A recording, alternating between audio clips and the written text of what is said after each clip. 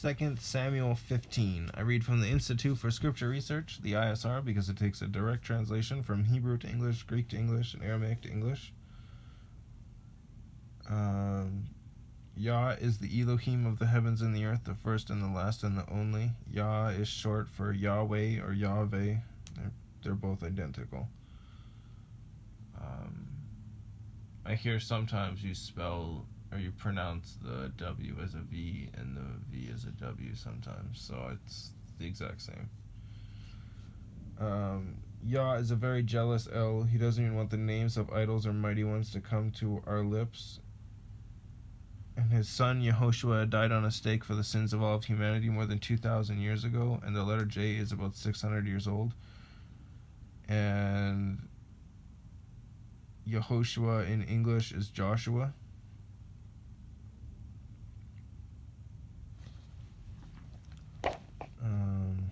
Second Samuel 15.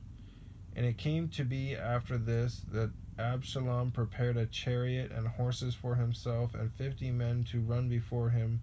And Absalom used to rise early and stand beside the way to the gate. And it came to be, whenever anyone who had a complaint came to the sovereign for a right ruling, that Absalom would call to him and say, "What city are you from?" And when he had said, "Your servant is from such and such a tribe of Israel," Absalom would say to him, "Look, your matters are good and right, but you have nobody from the sovereign to hear you." And Absalom would say, "Oh, that I were made judge in the land. Oh, that I were made judge in the land, and everyone who has any complaint or case would come to me, and I shall let right be done to him."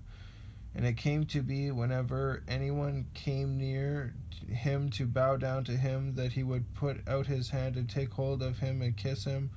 And Absalom did this to all Israel who came to the sovereign for right ruling. And Absalom stole the hearts of the men of Israel. And it came to be at the end of 40 years that Absalom said to the sovereign, "Please let me go to Hebron."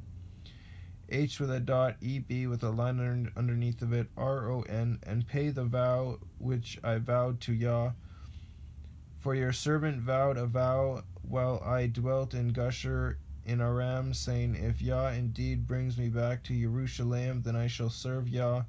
And the sovereign said to him, "Go in peace." And he rose up and went to Hebron. But Absalom sent spies throughout all the tribes of Israel, saying, "As soon as you hear the voice of the shofar, then you shall say, 'Absalom is sovereign in Hebron.'" Oh, really, Absalom? What did I say about self-centered and self-important, greedy turds?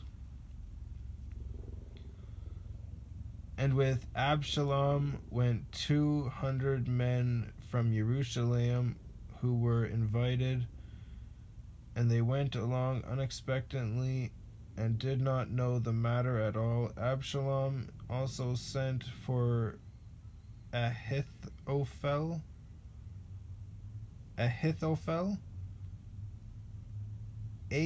with a dot, ITHOPHEL, the Gilonite, GILONITE, counselor of David, from his city, from Gilo, GILOH, while he slaughtered slaughterings. And it came to be that the conspiracy became potent, for the people with Absalom kept increasing. Then a messenger came to David, saying, "The hearts of the men of Israel are with Absalom." And David said to all his servants who were with him in Jerusalem, "Rise up and let us flee, for none of us shall escape from Absalom.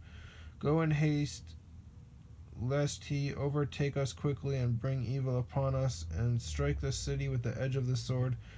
And the sovereign's servants said to the sovereign, "Look, your servants shall do according to all your master the sovereign chooses."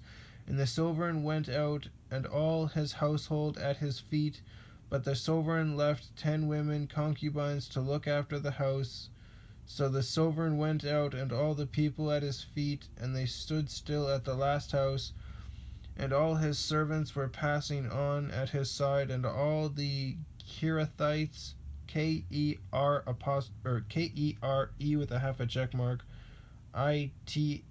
Oh my goodness, I'm gonna spell this one more time. Kere with a half a check mark, Thites,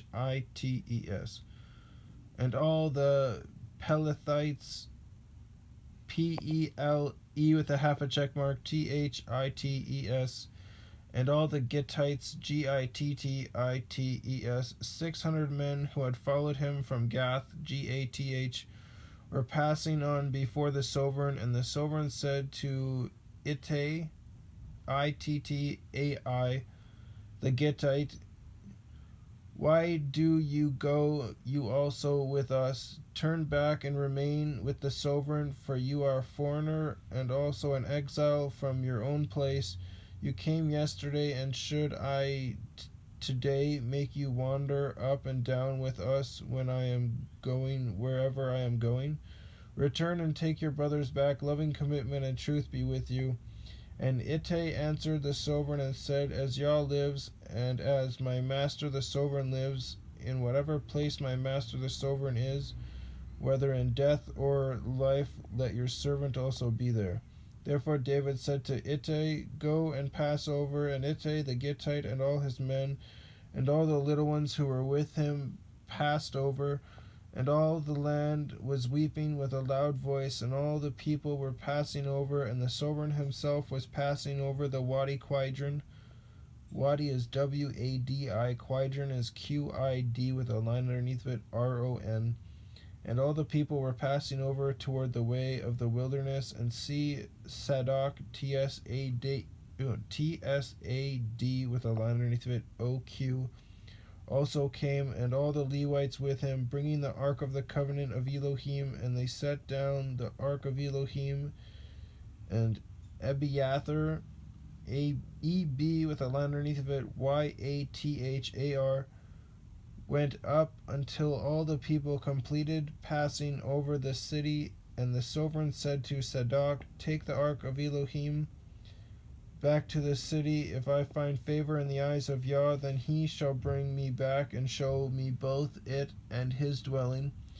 But if he says thus, I have not delighted in you, here I am, let him do to me as seems good in his eyes. And the sovereign said to Sadok the priest, are you not a seer? Return to the city in peace, and your 2 sons with you, Ahimaaz, with a dot, Ima',